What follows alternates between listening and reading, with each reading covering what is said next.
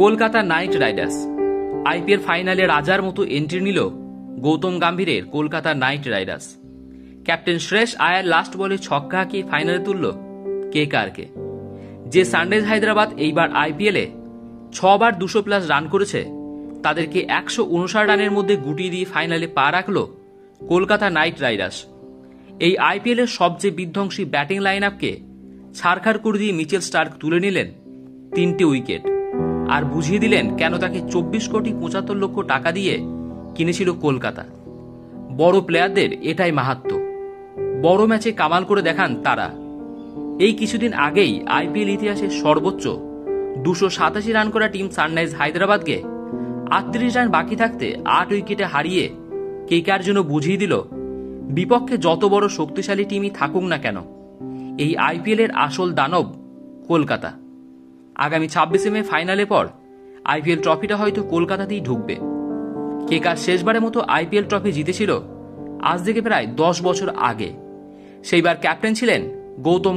এইবার মেন্টর হিসেবে কলকাতায় পা রেখেই নাইট শিবিরকে এমনভাবে বদলে দিয়েছেন যে ইতিমধ্যেই ভারতীয় দলের কোচ হওয়ার জন্য বিসিসিআই তরফ থেকে বার্তা পৌঁছে গেছে গৌতম গম্ভীরের কাছে।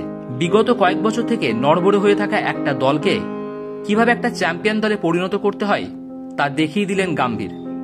যে প্যাট কামিন্স বিশ্বকাপ জিতে সারা স্টেডিয়ামে ভারতীয় দর্শকদের চুপ করিয়ে দিয়েছিলেন, সেই প্যাট কামিন্সকেও অসহায়ের মতো চুপ করিয়ে দিলেন মেন্টর গম্ভীরের তুখোড় স্ট্র্যাটেজি। আশ্চর্যভাবে আইপিএলে প্রথম প্লে অফে কেকেআরের তরফ থেকে যে বলার বল করেছেন তারা সবাই উইকেট পেয়েছেন। তবে এই ম্যাচে 2 উইকেট সহ 2024 আইপিএলে মোট 14টা উইকেট তুলে স্পিনার বরুণ চক্রবর্তী এবার পার্পেল ক্যাপের প্রবল দাবিদার। রান তাড়া করতে নেমেও রীতিমতো রাজার মতো খেলে গেলেন কেকেআরের ব্যাটাররা।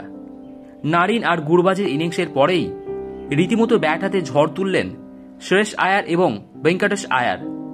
ইতিমধ্যে নাইট ভক্তদের চোখের মনে হয়ে উঠেছেন শ্রেয়স আয়ার। আজ আইপিএলে দ্বিতীয় প্লে। আজ বিরাট কোহলির আরসিবির বিরুদ্ধে লড়তে নামবেন সঞ্জু স্যামসনের রাজস্থান রয়্যালস। এই ম্যাচে যারা জিতবে তাদেরকে ফাইনালে পৌঁছাবার জন্য আবার খেলতে হবে হায়দ্রাবাদের সঙ্গে। ধন্যবাদ বন্ধুরা, আজকের মতো ভিডিওটা এখানেই শেষ করছি।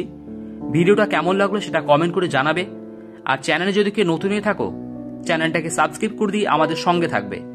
দেখা হচ্ছে আরো এরকম নতুন নতুন ইন্টারেস্টিং ভিডিওর সাথে।